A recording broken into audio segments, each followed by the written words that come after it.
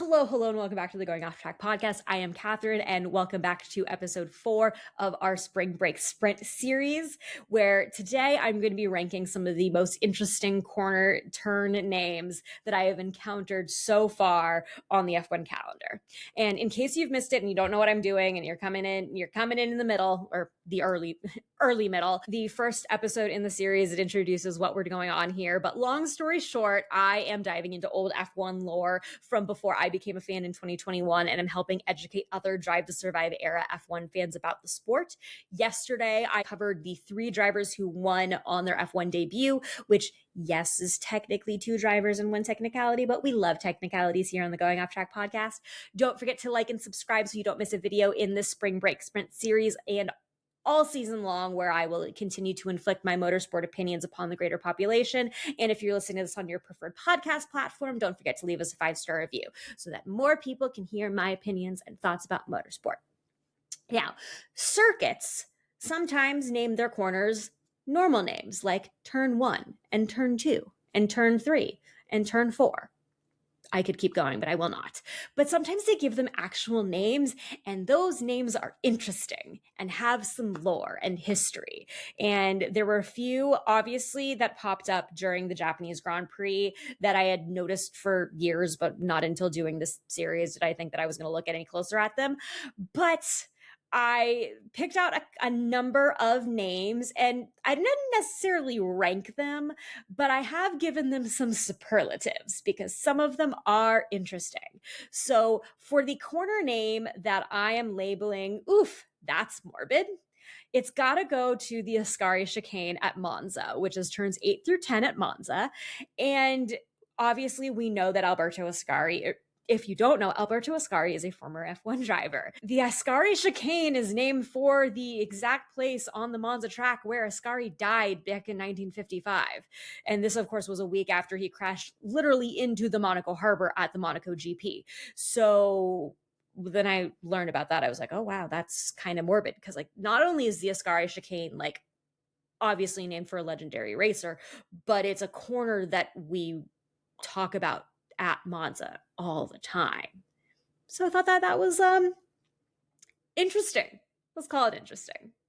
And I mean, it's a memorial, and people remember it. So moving on to the next one, obviously Silverstone, all of the corners have names, but and under the category of the namiest name of a corner turn at Silverstone, we got to go with Maggots and Beckets, obviously for obvious reasons, because the connotations of the word maggots does not mean what it means here. And I had to look it up because Maggots and Beckets is named for Maggot Moor, which is a body of nature. I can't explain what a moor is, but Google it if you need to. On the other side of the grandstand at that turn, and Beckett's is named for St. Thomas Becket, the former Archbishop of Canterbury. This is also chapel erasure because the third section of the turn in the series is Maggots and Beckets and Chapel, but they really just only ever call it Maggots and Beckets, so sorry to Chapel. And of course, for Silverstone, obviously honorable mention has to go to the Hamilton Straight, which is the pit straight when they reconfigured the Silverstone track a little bit and they named the Hamilton Straight for Lewis Hamilton because obviously he's one of the best British drivers to ever do it. Now, moving on to the corner that I'm calling Don't You Know I'm Bad at Math, has to be 130R at Suzuka. Now, you would think that the turns and corners at the Japanese Grand Prix in Suzuka would have slightly more Japanese connotated names, but no, 130R is named after the design of a 130 meteor radius turn at turn 15. That's literally what it is, and I am bad at math. My geometry grades were terrible.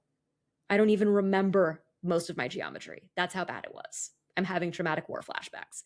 But also honorable mention goes to Spoon Curve, which is turns 13 and 14 at Suzuka, because spoon. It is a spoon, and I just like that. And last but not least is what I am calling the category of that's mean, but also really funny. and if you know, you know, it's the Wall of Champions, which is turn 13 at Circuit Gilles Villeneuve in Montreal. Technically, this is called the Quebec Wall, but the nickname is so much funnier and also so much meaner.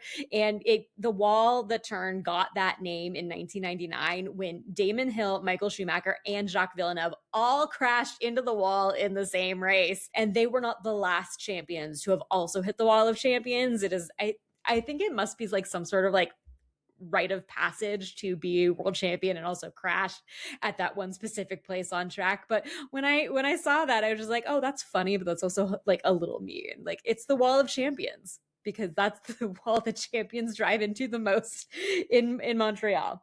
So that I am very entertained by. Some honorable mentions before we wrap up. Tarzan Corner at Zandvoort, because Tarzan, and the name origins are unknown but are not related to the Disney character Tarzan.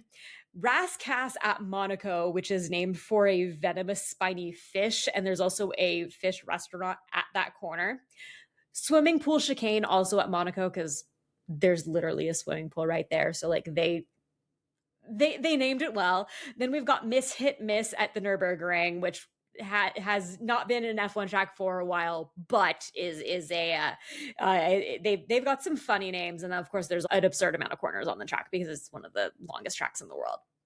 And then of course I have to mention her corner, which is turn 6 in Melbourne, which is not funny, but of course is named for Hannah Schmitz, the head of race strategy at Red Bull, and Laura Mueller, who is Esteban Ocon's race engineer at Haas, which was dedicated to them in 2026. And that is a nice thing that I like to make note of, but is certainly not nearly as hilarious as the Wall of Champions, which I also don't think I'm ever going to get over.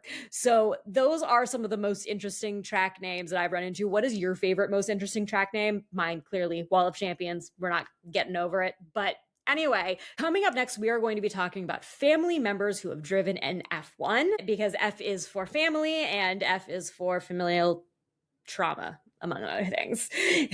No trauma here. No, just kidding. We all know what trauma I'm referring to. And if you don't, you will soon. Anyway, don't forget to like and subscribe so you don't miss a video in this series, and leave us a 5-star review. I'll be back tomorrow. Thanks for going off track with me, and I will see you in the next one.